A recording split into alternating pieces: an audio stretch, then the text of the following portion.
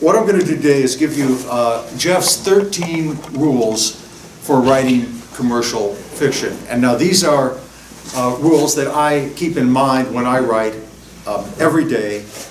They are what work for me. Writing is very subjective. They may not work for you. That's my big caveat. But I will say this, that I go to conferences quite a bit. At every conference, I, as a full-time novelist for the last roughly 30 years, I have certain ways of doing things, but I always learn something new. So if you can walk away from this with just one little hint that has helped you, that's good. You may reject 99% of what I tell you. You may know 99% of what I tell you and follow it. But if you can walk away with that one little percent, I will be pleased that we have done something important. So, my 13 rules that Jeff tells Jeff about writing fiction, and I listen to them, and I'm quite stern with myself if I don't pay attention, but I think they're important, and they've worked for me. So, let's get going. Got a lot to cover. Rule 1, define your goal as a writer. And that requires you to ask two questions. The first is, do you want to write or do you want to have written? Do you want to write or do you want to have written? Do you want to be the J.K. Rowling who now cashes her checks and her bank account is bigger than the Queen of England's? Or do you want to be the J.K. Rowling who sat in a dark room for 10, 12 hours a day for 15 years, crafting a very complicated and brilliant series of fantasy books?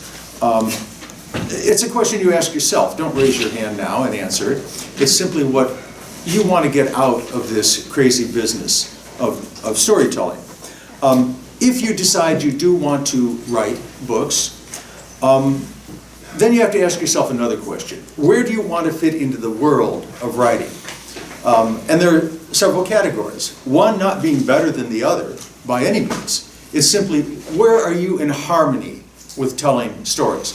I, as I mentioned, have been a full-time novelist for 30 years. I've written all my life. I wrote my first book when I was 11. It was a short book, but it was nonetheless a book, and it was a thriller book. I've known all along I wanted to do this for a living, but I work 8 hours a day, 10 hours a day, 6 days a week generally, at the business. It doesn't mean I'm crafting stories. I'm at my computer writing all that time, but I am involved in the business that much. It's taken a toll on my personal life. It's taken a toll on my health. I was overseas and I got a very bad bronchial infection because I was on book tour. That's just the way it works. Now that can happen in any profession, but you travel a lot. I'm on the road 3 months out of the year, away from home, away from the dogs, away from my girlfriend. It does take a toll. That's what I do. I enjoy it. I don't play well with others. I've worked as a lawyer, I've worked as a journalist. I was never really content in those jobs, although I like other people, but I like sitting by myself and telling stories more than that. So that works for me. That's one category. You may like to, you may enjoy your day job. You may enjoy a slightly saner life and yet want to be a published author with a traditional house. Maybe doing 1 or 2 conferences and selling your book. That's absolutely fine. You do a book every 3 years maybe, or maybe a smaller book. Category 2, Category 3, you may treat this as a hobby, and what a wonderful hobby it is. I'd rather be writing stories than collecting stamps and collecting coins. That's absolutely wonderful. But you have to ask yourself, what do I want out of this? Do you want to self-publish a book every, once a year? Don't care about making royalties? But if you fall into any of those 3 categories, you have to write the best book you can, because maybe that self-published book will become a literary masterpiece, and we know it can happen. 50 Shades of Grey, right? All right, so and my goal is to help you become the best author you possibly can in whatever category you choose to fall into. That's rule 1, define your goal as a writer. Rule 2 is to understand your mission. And I mentioned 50 Shades of Grey. I'm also going to look at another wise, sage, erudite, literary philosopher, Mickey Spillane, who said this: people don't read books to get to the middle. Think about it. We don't pick up a 500-page book saying, I cannot wait to get to page 250 and put it down because it's boring, or it's digressive, or it doesn't suit my needs to be a reader. Our mission is to propel readers from the first page to the last, so that they miss bus stops, they show up for work late, they neglect their children, whatever has to happen. We want to get readers consumed with our story. So your mission is to tell the most emotionally engaging story you possibly can. What do I mean by story? If you take nothing else away, please remember and write down, if you would please, in whatever form you like. My definition of a story. I define story this way. A story, and by story I mean novel, just telling a story, whether it's a play, a teleplay, or whatever. I define story as this: a work of fiction in which living, breathing characters, good and bad, confront increasing levels of conflicts, which conflicts are ultimately resolved in a largely, but not exclusively, positive way. And I'll repeat that. A story is a work of fiction in which living, breathing characters, good and bad, confront increasing levels of conflict, which conflict is ultimately resolved in a largely, but not exclusively, positive way. Readers enjoy titillation. They enjoy the sex scenes. They enjoy humor. They enjoy literary puzzles. They enjoy solving the clues that we're always trying to work with. But what we really love is pure, raw emotion of people in a pressure cooker, and resolve that pressure cooker at the end. That's your mission as a writer. Never forget that. We have to grab our readers by the lapels in the opening scene and make sure they don't get to page 250. We make sure they get to page 500 and put the book down and say not, well, that was interesting. They say, oh my God, I survived that book. And they laugh, or they sweat, or they feel very upset that a character may not be with us anymore. That's emotionally valid, but there has to be that element that, wow, this was an emotional experience. Does it get any better than that? All right, that was rule number 2, understand your mission. Rule number 3, writing fiction is a business. It's not art. We are not prima donnas. You are a professional in the same sense that an airline pilot or a surgeon is a professional. What does this mean practically? It means you never miss a deadline. You work with your publisher and your editor on things like titles. You produce regularly. Now, I do a book a year and about 8 short stories a year. I've written, occasionally I'll do 2 books a year.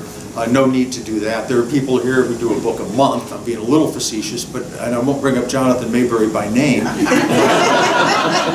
But there are folks who do that. And again, it's in harmony with your goals. But it's a market out there in which there's a great deal of competition. Now, fortunately, we do something so that you go to the Amazon or you go to your bookstore, and if you're presumably you're able to buy a Deaver book, a Blauner book, a Mayberry book, one of your books, and that's not going to break the bank. We don't make cars or diamond jewelry, but your audience does tend to forget about you, and there are many other options out there for entertainment.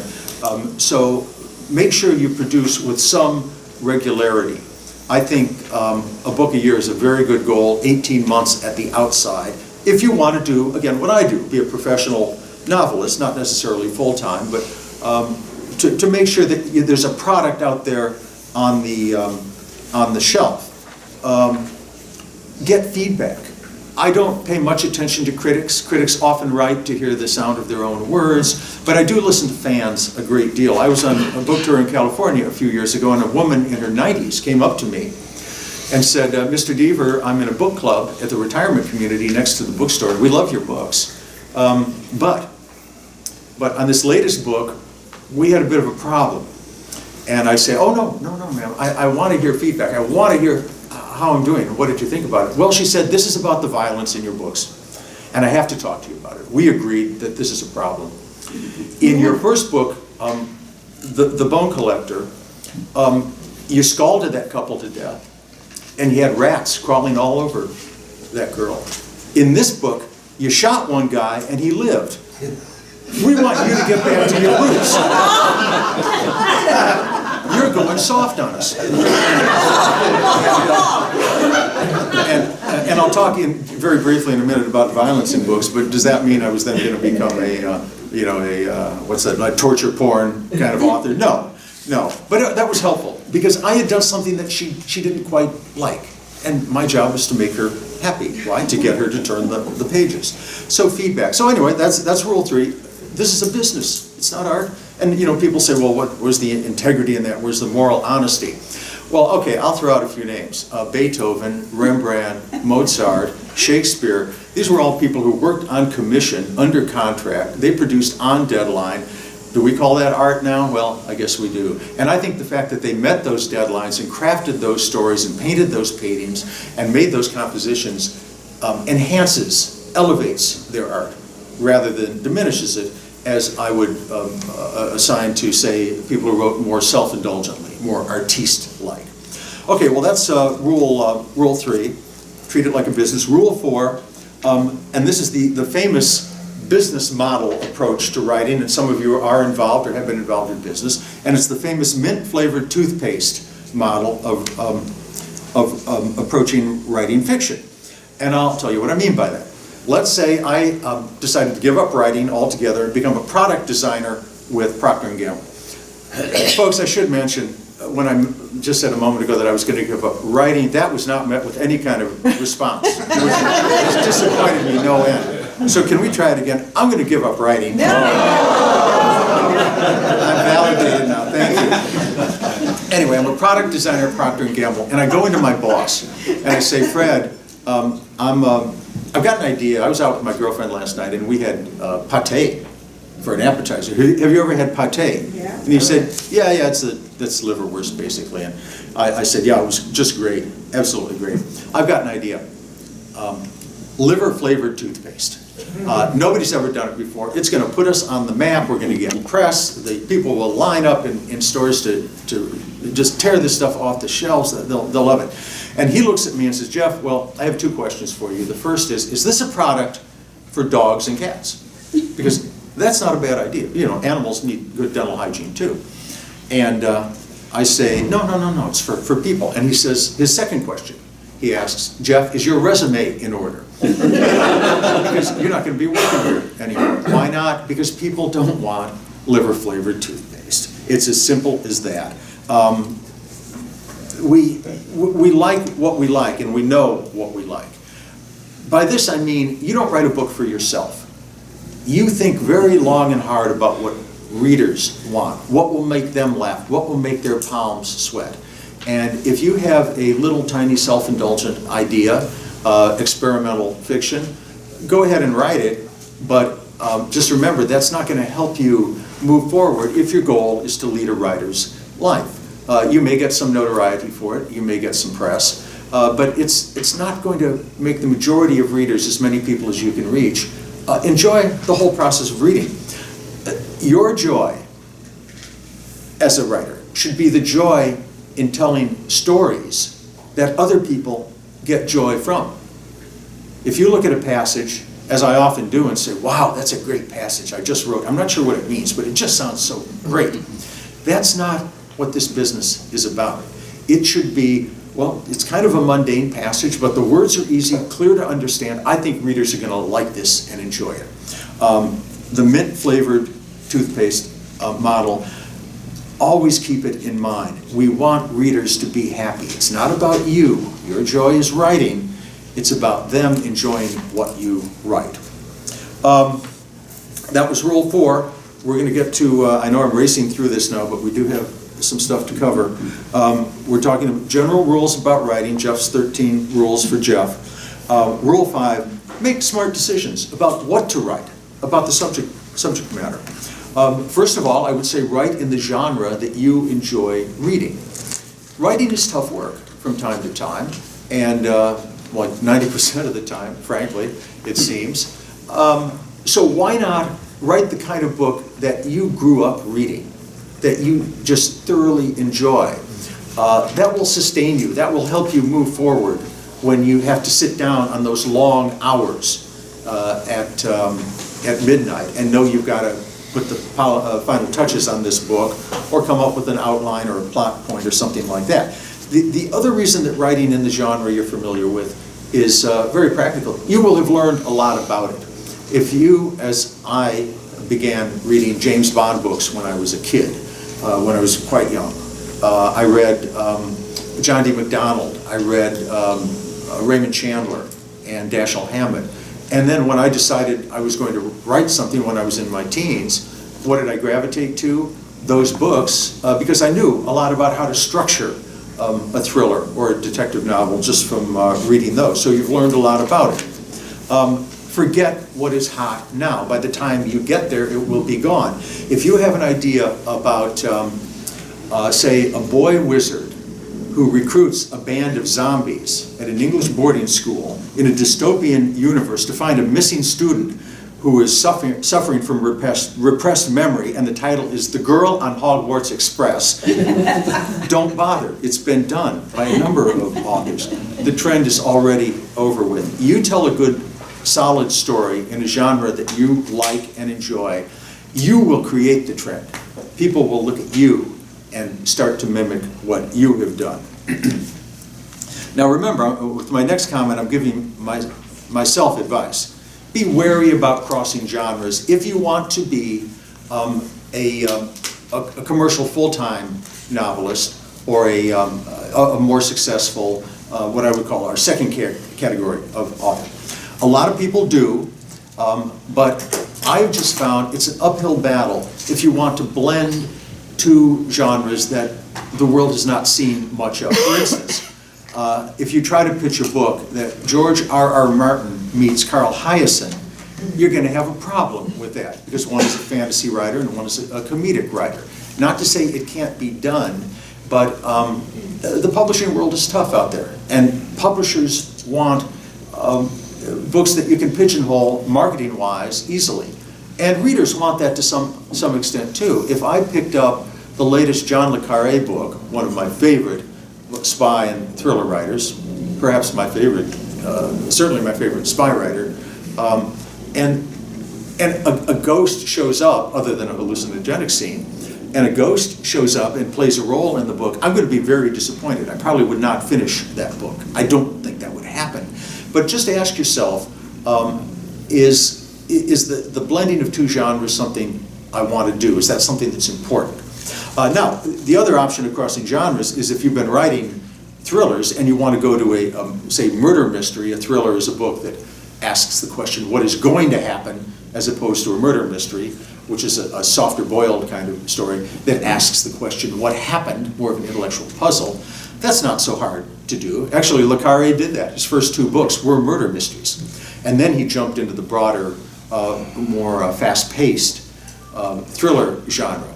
That's a bit easier to do. It's a little harder still to go from thrillers to science fiction, write a purely science fiction book, but it can be done. Just make sure that at that point you've built up a fan base so that your readers will follow you. They'll follow your name and not care so much about what you've written.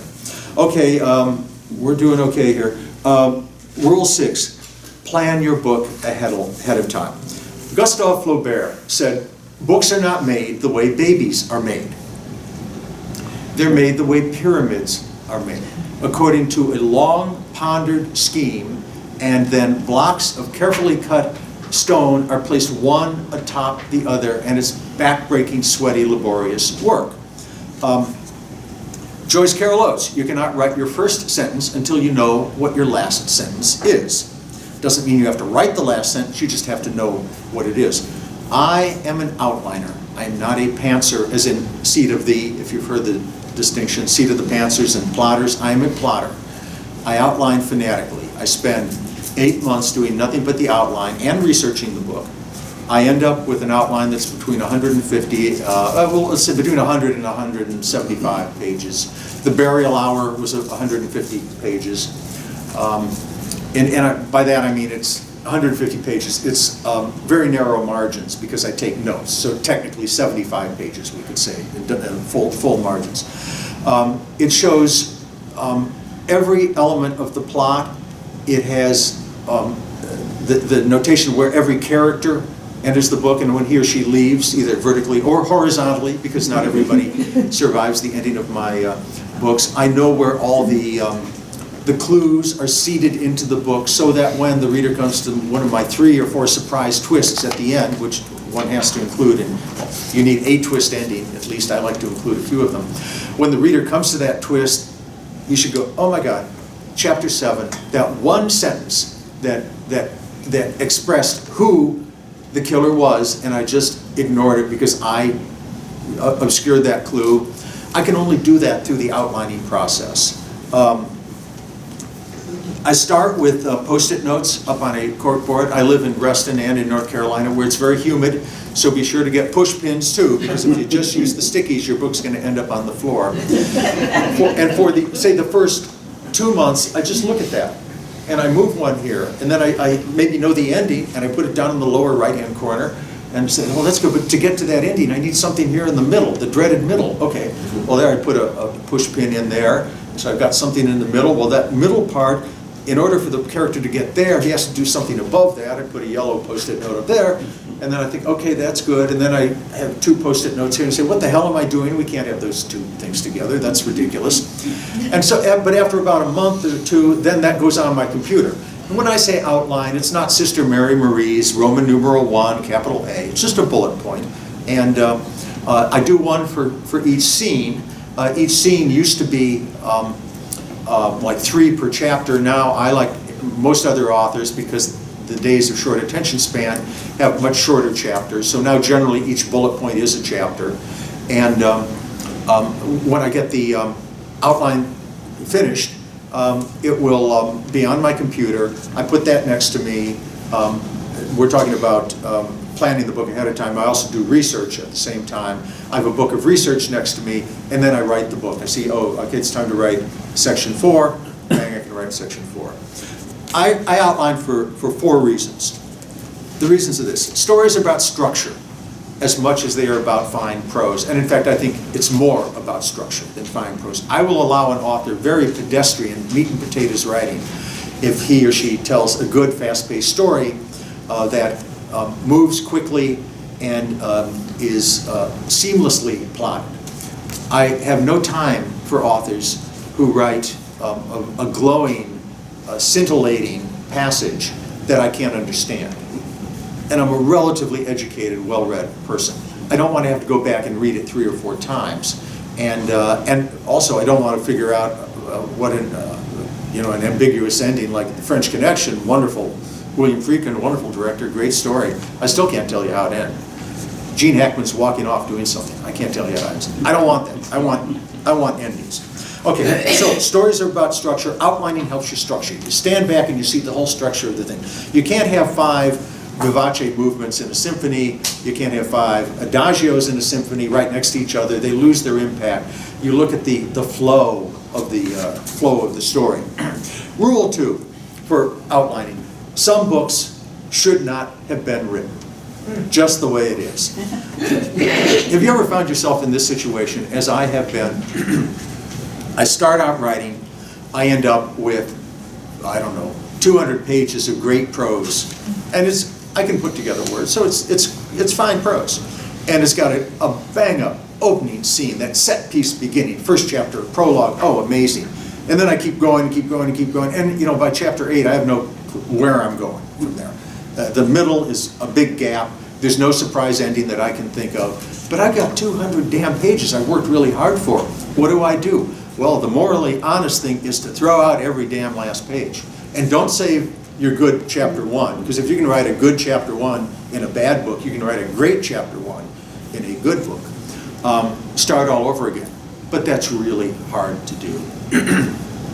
The other option is to fill the middle full of cliches, have a deus ex machina ending that comes from out of left field and that readers yawn at, and you've just put out in the stream of commerce liver-flavored toothpaste. We can't do that because remember our mission, to tell the most emotionally engaging story we can. But if you do an outline, you realize when you stare at that board after a week or two, well, there's no middle, there's no surprise ending. You wad up 30 Post-it notes and throw them out, you've wasted 10 days, and you start over with something else. Outlining lets you do that. Number 3 for the outline, writing can be difficult, and psychologically, we may not want to write a particular scene that we know we have to write. For instance, you wake up, it's a beautiful day, the sun is shining, the birds are singing. And I look at my outline, oh, I gotta murder somebody viciously. I just don't feel like it that day. We all have those days, right? Nobody responded. Maybe you all want to viciously murder somebody every day. I save those days when, I'm not going to mention Time Warner Cable by name either, but when they tell me the cable guy is coming and he doesn't show up, those are the days when I want to viciously murder somebody. And guess what his name is and what company he works for. But I can write the beginning of the book at the end at the beginning. You've got the outline. There's no, you don't have to worry about it. Just, you can psychologically pick something that's fun to write and do that. Also with an outline, there's no such thing as writer's block. Why? Because you have crafted a story that you know you can write. We'll talk about writer's block in a bit. Outlining lets you see that.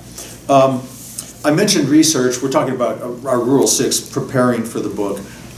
Research is important. I'll say very briefly, yes, you need research. People like esoterica, but 2 rules about research. One, every bit of research should further the story or inform a character. And if it doesn't, out it goes. Do what Tom Clancy did. Take this material and write a separate nonfiction book about it, which is valid. That's perfectly fine. But if a reader starts to get a little antsy because your digression, you're making liver toothpaste, you're not making mint toothpaste. Also get it right. And where you really need to get it right is, now I shoot, I know a fair amount about weapons, and so I am pretty buttoned up about guns, but if you get a gun thing wrong in a book, you're going to hear about it. You get a computer thing wrong in a book, you're going to hear about it. I wrote a book a few years ago where I thought it would be clever, The Blue Nowhere, where I thought it would be clever to give the chapter headings, the numbers in a binary form, 0000001 sort of, because it was about computer hacking. What a clever idea, I thought. Well, it turned out that my British publisher re-keyboarded the book. They didn't set it from the American tape, and the keyboardist in England transposed 2 numbers like chapter 37, so I don't know what it ended up being, but I cannot tell you the number of emails I got from kids, I assume, younger folks. How could you let this travesty into print? And my first reaction is, get a life, it's a typo. But no, I apologized, because I'm the captain of the book. I didn't keyboard it, but it was still, the buck ends at my book with me. And it was a mistake, and it interfered. It made that book a little bit more livery than MIDI. So you got to get it right. Nobody puts a gun to your head, a 9mm Glock semi-automatic auto-loading gun with hexagonal lands and grooves in the barrel. That is all accurate, by the way. And says you've got to put this fact in, but if you do, you got to get it right. Okay, moving along quickly here. That's Rule 6 about preparing the book ahead of time. Outline, get your research right. Rule 7. We have several parts of this. Know your craft, part A. And this is about actually what part A is writing the book itself, the prose. You should write in a natural style. By the time you're 8 or 9, you've learned most of your language skills. Your vocabulary will improve, the subtlety will improve, your appreciation of language will improve, but basically you've got it down pretty much. And I believe that if you try to write in someone else's style, it's going to fail, because I've tried to do that. Le Carré, I was writing, you know, I love Le Carré, and I tried to channel Le Carré and my books set in New York City. And it wasn't this, but it's similar to this. You know, the hard-boiled cop on the New York City street is saying, "Oh, bloody hell, that chap just got away from me." Well, no, that's because I was trying to be John Le Carré. Just write the way that the words come out of you naturally. Be judicious in your use of metaphor and figures of speech. They do kind of stand out. Elmore Leonard said in dialogue, you should use no verb, but said. I don't quite agree with that, but it's a good point. You know, if your character's changing ammo and he's not going to say, "Give me another clip," he expostulated. It's going to interfere. It's going to be a jarring fact. So just write naturally. But on the other hand, try to elevate the prose a bit. I went back and I was upset with the verb nod. And in my latest book I'm working on right now, the characters were nodding a lot. And you know, you need a beat. You need to slow things down. So I just, for the fun of it, I just globally searched. I had characters nodding 132 times. So I went back and I changed a lot of those into something that maybe was a sentence or two about, you know, brushing the hair out of her face. It was a long habit from the time when she'd had longer tresses. You know, and it wasn't a lot, but it just kind of elevated the situation a bit. Keep that in mind. We're talking about the act of actually writing now. I'm just going to give you a couple quotations from writers that I have found very helpful. Nathaniel Hawthorne: "A writer's words should dissolve into pure thought," meaning, again, there should be no self-consciousness about the words themselves. Stephen King: "Any word you have to hunt for in a thesaurus is the wrong word, period." Mark Twain: "The difference between the almost right word and the right word is the difference between lightning and lightning bug." And of course, the wise, sage, erudite literary philosopher, Dr. Seuss: "It has often been said there's so much to be read, you can never keep all those words in your head. So the writer who breeds more words than he needs is making a chore for the reader who reads.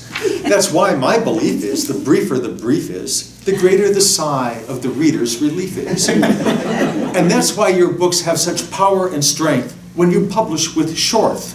Shorth is better than length." Which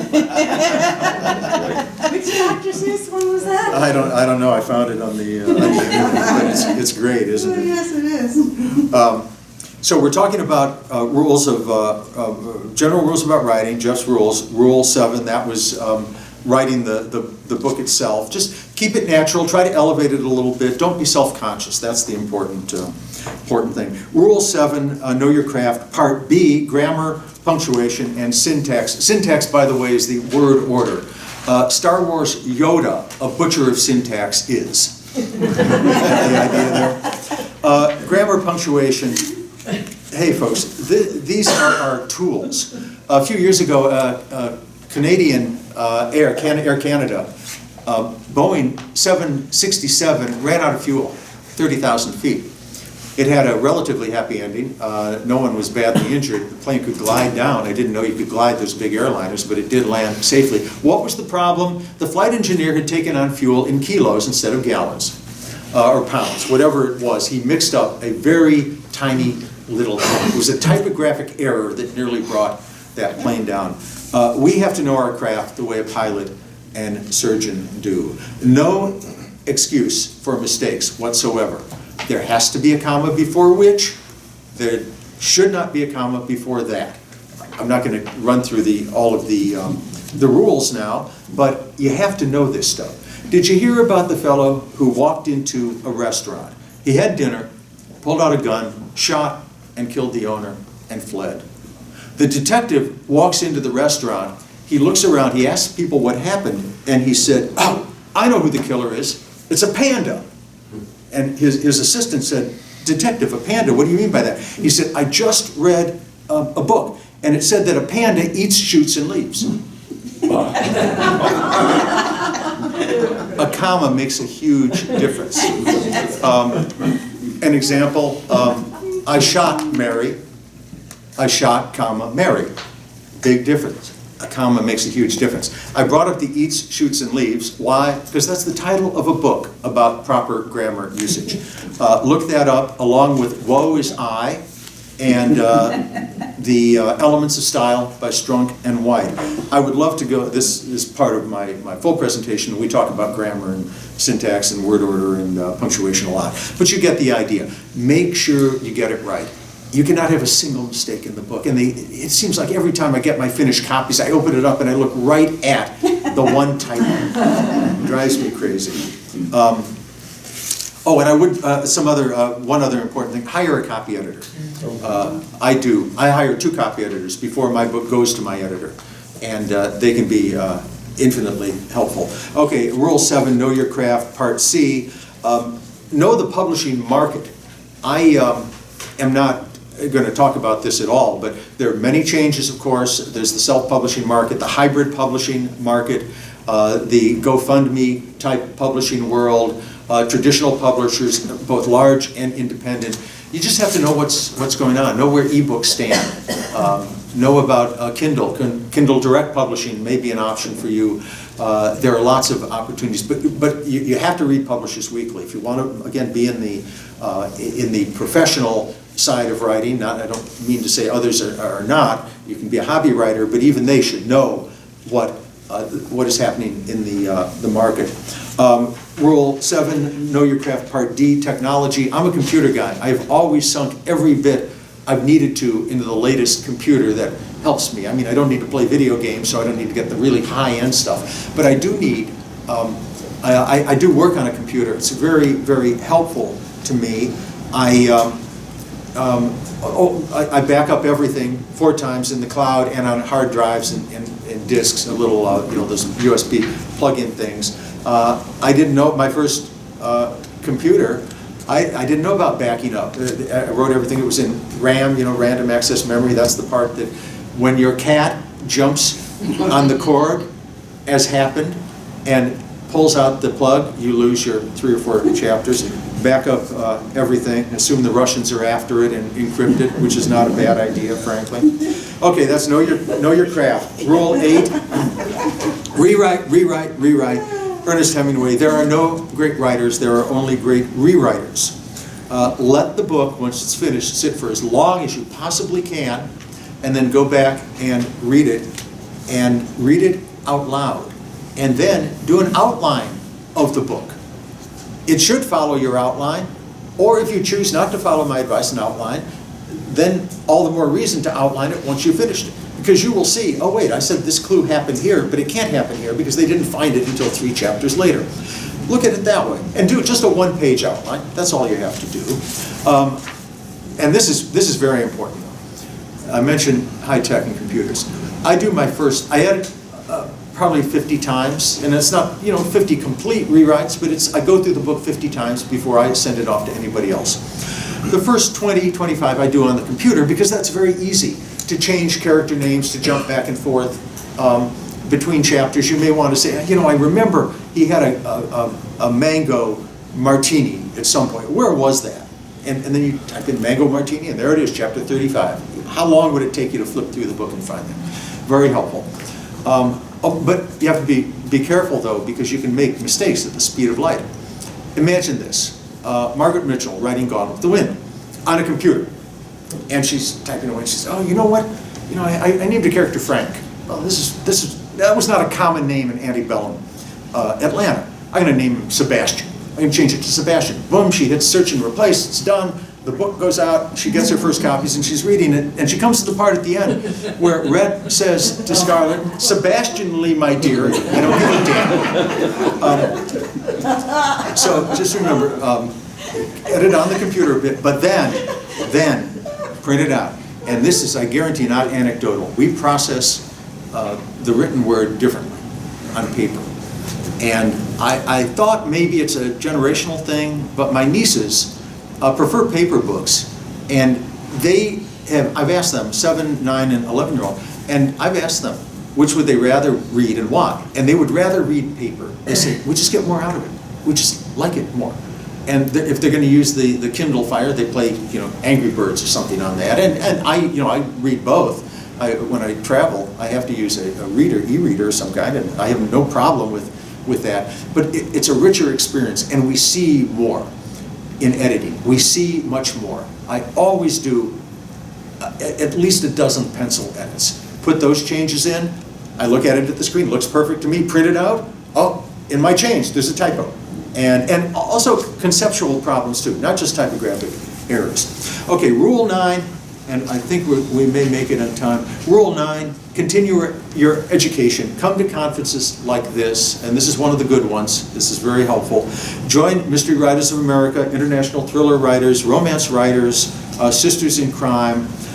Make sure you stay on top of the education process, because this is a skill, just like doctors and lawyers do continuing education. I mentioned, I've done 40 novels, I've written songs, plays, a lot of poetry, have a lot of experience as a writer, a lot of journalistic articles, and I went to a writers' conference last year, and a first-time author got up, and he said, I was editing my book, and my editor said, I can't remember his name, but he said, Joe, your manuscript is very good, but I noticed one thing. Your characters often preface the dialogue with well, the interjection, well, come. And he said he went back and he changed it. A little thing goes off in my head. I went back and searched and replaced, and my characters, like, I don't know, 80 times started a sentence by saying well. It was, again, a B word that was inefficient, that didn't quite, that was unnecessary. There were more clever ways to have a little pause in the conversation. And so I changed that. Something I learned at a writers' conference. And if I weren't here, I was in one of the other sessions, as I will be later, I know I will learn something. I know I will pick something up. Finally, I would say about continue your education, read, and then a subcategory of that is read, and then I'll say one other thing about it. Oh, read. Read everything you can get your hands on. Not to calculatingly find out what is chic or au courant or what's going to make you $1 million, but just see what other people are doing. You'll have, I will get to questions, and we will have a few minutes for that. Just be sure you read and pick a book that you like, that you respect, and outline that book. Pull it apart. Copy passages down, just make sure they don't end up in your book. That's a bad thing, by the way. But anyway, keep at the education process. Rule 10, writer's block does not exist. And I know that for a fact because Terry Pratchett said this. Writer's block, no such thing. It was invented by people in California who can't write. There is, however, idea block. If you're blocked, there are two reasons for it. I mean, I'm talking block, fundamentally blocked. Not the kind of practical block I'll talk about in a moment. But I mean, if you just don't know where this book is going to go, there are two reasons. One, it shouldn't be a book. It's as simple as that. Just because you have an idea and a word processor doesn't mean that should see the light of day. Or it may be that you're not ready to write that book. I did a book a few years ago called The October List, and it went backwards. It opened with the last chapter, 36, and went back in time in about hour or 2 hour increments to Friday, the previous Friday, because I wanted to write a book that had a surprise beginning, not a surprise ending. And the first chapter, actually chapter 3 turned everything on its head, chapter 2 turned chapter 3 on its head, chapter 1, everything we had read in that book was, I think legitimately, completely invalidated because I played with people's perceptions about what they thought they saw. I wanted to write that book for 20 years, but had I tried it 20 years ago, I wouldn't have been able to. It had to sit for a long time. So if you can't write a book, it doesn't mean it should never be published. It just means it's not the right time now, but frankly, the odds are it shouldn't be published. And just keep that in mind. Now, that's not to say that there are not moments when you just don't know how the hell to get the characters into the room, or what clue is the one that gives the detective the insight that it was 3 separate killers operating at 3 separate times. That's the tricky roll up your sleeves, you gotta do it. Doctor, it's a tricky aneurysm, it's behind this lobe or that lobe, well, too bad, that's his job. Or they just got to get in there and take care of that. We have to do that too. That's not writer's block. That's like geez, I just don't feel like doing it today. But, sorry. We get paid to make stuff up and we don't work on Capitol Hill. Think about that. What a great job. Okay, well, we'll just have one or two more now. I think we're doing great. Rule 11, rejection is a speed bump. It is not a brick wall. 99% of rejection from publishers or agents is that the book just isn't a fit. It's probably, if you've devoted yourself to a solid writing, it probably just isn't right for them. There's no book in the world that does not need to be tweaked and improved, but generally, the majority of books are perfectly publishable. It's just that it's not right for them, and you have to keep at it. Keep on going. The other 1%, the ones that are continually rejected for roughly the same reasons, well, learn from that. Learn from that and incorporate the changes, and if not, move on to something else. I have a collection of famous rejection letters, and I'll just share a couple of them with you now. One, and I'm not going to tell you the authors, you'll figure them out. One, dear sir, you'd have a pretty good book here if you got rid of that Gatsby character, which I thought was pretty good. The other one is this. Sir, I must ask, does it have to be a whale? Those are real. Keep your head down and keep writing. If you're diligent, if you work hard, you will get published. Rule 12, take your time. Take your time. I can be impatient. I bang out my first drafts because I have the outline in 2 months. I can write 130,000 words in 2 months. That's not a problem because I know where the story's going to go. But the books are sloppy. But I'm eager to get it done. If I took a little more time, they would be less sloppy. Now I catch a lot of that in rewriting, but just take your time. I think many books are rejected simply because they're submitted too soon. Take your time and enjoy it. And now, if the iPhone is correct, right on the money, Rule 13, and this is a simple one, be happy. The stories that we write make people cry, they make people laugh, they make them shiver with terror, they make them look at the world in a different way. Books and stories change lives. And as difficult as the journey to getting published is, and to remaining on that journey, because it doesn't get any easier, there's nothing more exhilarating or more noble than telling stories. Be proud of your part in this amazing profession. Now, I think I'm going to, if I can cheat the timekeeper a little bit, I think maybe we'll get four minutes worth of questions. And I'm going to be here for the rest of the day. And believe it or not, I'll be in the bar tonight. You can always find me there. So, sir, did you have a question in the back? You mentioned reading a lot. Do you find that when you're in the middle of writing something, you read someone else's work, it influences your voice? Yes, the question was, if I read someone else's work in the middle of writing, am I influenced? Yes, and so I don't read anyone else when I am creating the prose. Now, during the outlining process, that's fine, but I do channel words, and that may very well have been the Le Carré situation when I was reading that, and bloody hell, Constable, yeah, what the hell are you talking about? Any other question? I know I've thrown a lot at you, but Shepard. You had mentioned being on tour 3 months out of the year. Do you just have that many invites to go to different countries and just different places? Yeah. We want you here, we want you there. Yeah, I have to reject a lot. And it's bookstores? What's that? Just to be in bookstores or to lecture? No. It's many are bookstores. Many are mixed tours that my publishers put together. Because when you publish, we didn't have time to go into the business of publishing, but when you publish in a different country in translation, that's a different publisher. It had nothing to do with the English language publisher. And in England, it's English, but that's a separate publisher too. If you ever sell a book and the publisher wants foreign rights, do not give them foreign rights. They may insist on, like an American publisher will probably insist on Canadian rights, but retain that, and your agent will sell those rights to other companies, and you will take all of the money from that, less the agent's fee. You publish with an American publisher, they sell it to a foreign country, you split the proceeds.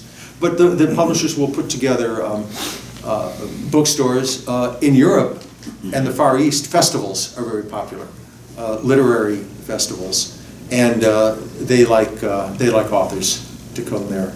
And so, yeah, it's it's tiring. I hit United Airlines last month. I hit 2 million miles. That's lifetime miles, and it doesn't compare to a lot of folks, but that's a lot of miles. And so, but it's important. I like to meet people, and I like to do this. I feel very strongly about what makes a good book, and so I do presentations like this. Sometimes it's just kind of silly stuff, but I think it's important. So, somebody have a yeah. Well, I mean, that was very, very good, and you obviously exhaustively outlined, but inevitably, in actually moving from outline to prose, things do change Oh, yeah, a little bit. yeah. So how do you avoid getting distracted by shiny objects, or how do you deal with the better idea that must come? Oh, yeah, and the question was, the outline is, 90, realistically, it starts out being 95% of the book, but things come to me. There's inspiration. This process is left and right brain. The left brain, the analytic brain, is doing the outline, getting the structure done. But then, some of the passages in my outline may say nothing more than Amelia is imperiled. Well, what the hell? That could be anything. That's where the right brain stuff comes in. And then I will realize, you know what? Maybe it's gratuitous. She was just imperiled 4 chapters ago. This is starting to smack a little bit of repetition. So out it comes. But I don't hesitate to change. So realistically, the book is probably 85% of the outline, the finished book. I'll tell you, it's really hard and complicated and irritating to kill people. You've got to get the crime scene, and my books, the Lincoln Rhyme books, are forensic books. Man, they've got to do blood, body fluid, other body fluids. They've got to do fingerprints, electrostatic. It's a lot of crap you've got to deal with. So, of the four victims in my book, you know what? Maybe we'll get down to 3, and actually less is more. Anyway, we don't want the thriller films where the serial killers, knocking off people right and left. I think it's by the last victim. You don't care. You kill them, get on with it. I need more popcorn. Just get rid of it. So. All right. Well, I think I have just about overstayed my welcome by 1 minute, but I will be available for other questions. And I think we're headed off to lunch now. Is that right? Yes.